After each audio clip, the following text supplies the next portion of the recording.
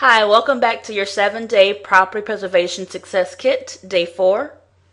And I'm Carolette Wright, your property preservation consultant. Okay, so I really want to take some time and dive into how you contact your list of companies. The reason why I want to go back over this again is because I'm getting a lot of questions. So let me make sure that I'm helping you all dial in to help you stay focused and know that you're on the right track. So the first thing is you want to make sure you have visibility. You want to make sure you follow up consistently, and you want to make sure that you portray a sense of professionalism in your business. So visibility. One really quick thing you can do if you have not had the chance is go back and go to newrep.com. This is a website that I put my company on when I first got started, and it's basically a directory of preservation companies, and it's free. I don't know who owns this website, but if you get the chance, it'll be definitely worth it. You're not going to lose anything. It's free. And there have been so many companies that have contacted me through this website. So a lot of larger companies have called me and to ask me to help to work for them. And there also were some smaller ones that I've done work for. So definitely get visibility.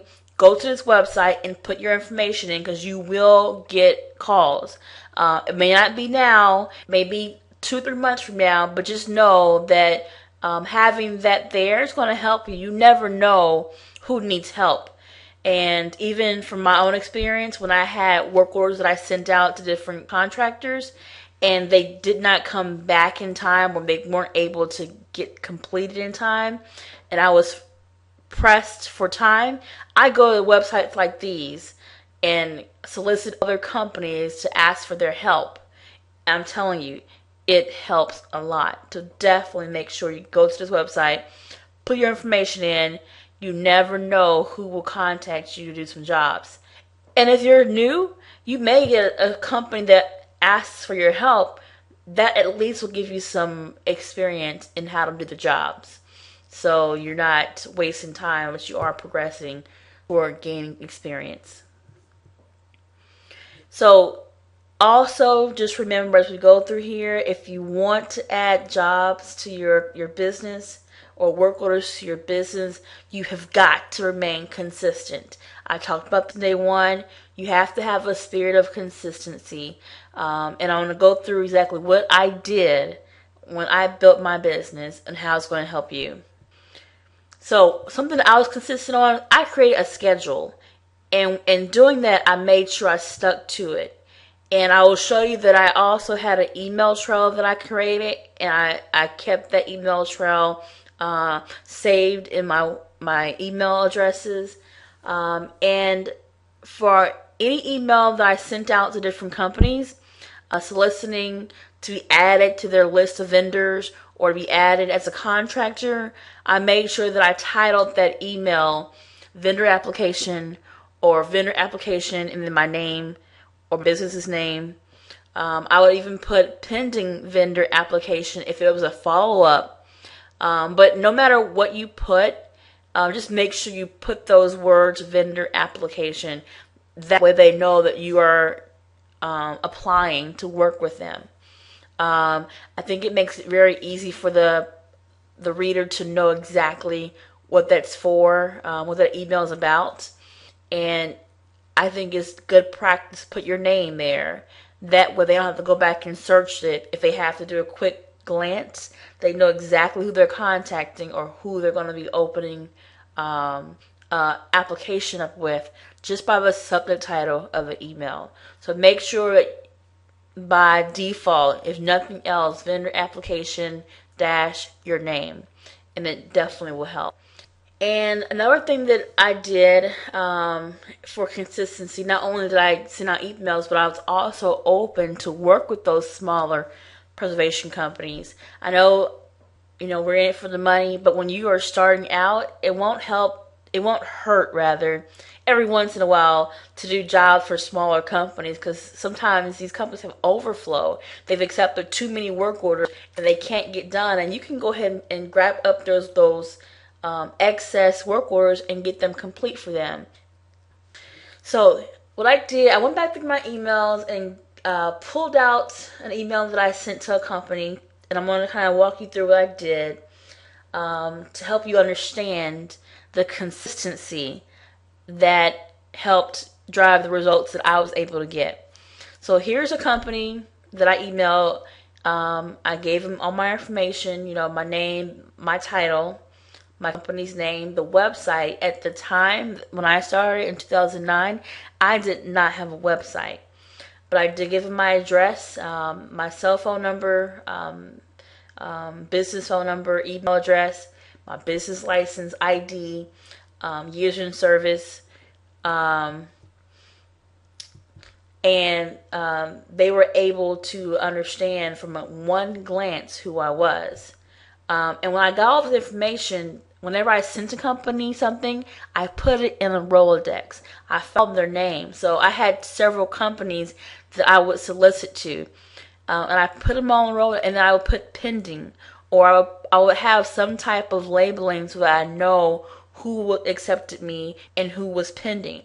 And then I would go over and over and over every single week, the same alphabetical order, and send emails back, soliciting for more work.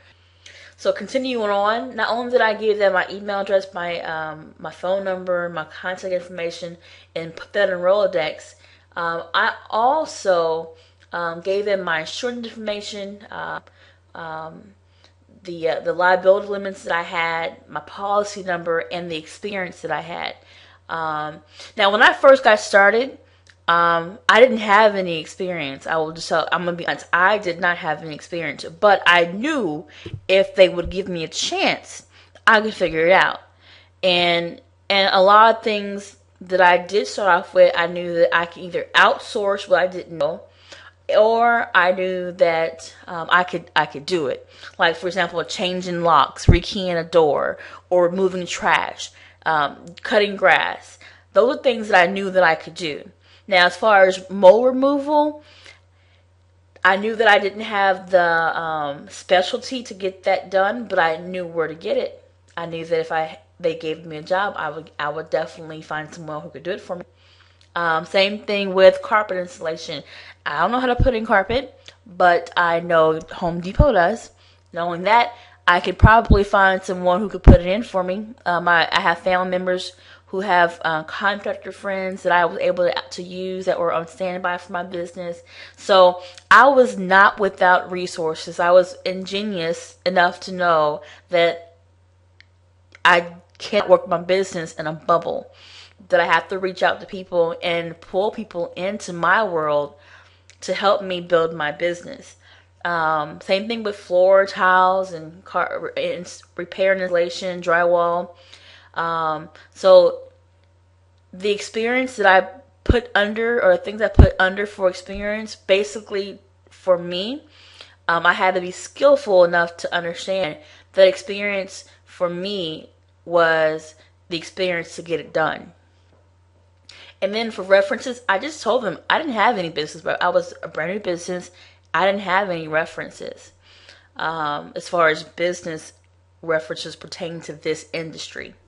The question on the application asked me any pending litigations, any criminal record. They want to just know, my background. They want to make sure that I'm trusted. They want a reliable, trusted business to work with them. These properties are in our care on behalf of the banks. So they have to be sure that whoever they work with is liable and trusted. They also asked me for, on this application, for the list of coverage areas or zip codes. And here's a few that I put. I had much more. For this application in particular, when I took it out of my email, I had like 50 counties that I put in. And looking back and over all of the things I've done and I've learned, I would not do that again. The reason being, okay, let me go back. So I put that many on there because at the time, I was just trying to keep my business broad enough to accept as much business. I just wanted business to come in. So I was being broad. And in that, I